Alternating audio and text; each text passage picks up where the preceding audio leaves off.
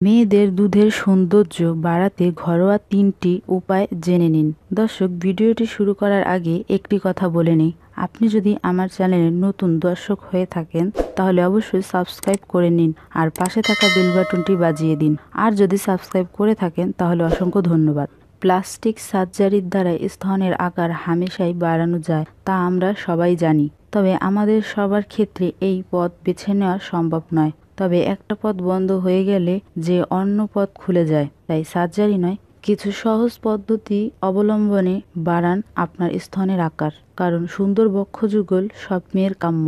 Massage massage স্তন বড় করার ভালো উপায়। যদিও স্তন বড় করার জন্য আজকাল বাজারে অনেক মাসাজ অয়েল পাওয়া যায়, কিন্তু আপনি চাইলে বাড়িতেই বানিয়ে ফেলতে পারেন বেস্ট মাসাজ অয়েল।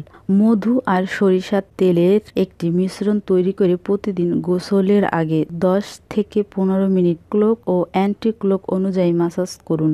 1 মাসের পর থেকে আপনি পার্থক্য বুঝতে পারবেন। জানিয়ে রাখি, প্রকৃত সুন্দর বক্ষের সাইজ 34 থেকে 36। ব্যায়াম শুধু রোগ নয়, এমন কিছু ব্যায়াম আছে যা মেয়েদের স্তনের আকার বাড়াতে সাহায্য করে থাকে।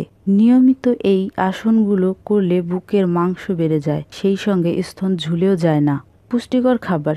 অনেক সময় পুষ্টির অভাবে বক্ষের আকার ছোট থাকে। এক্ষেত্রে আপনি অ্যামাইনো অ্যাসিড সম্পন্ন খাবার বেশি করে খান।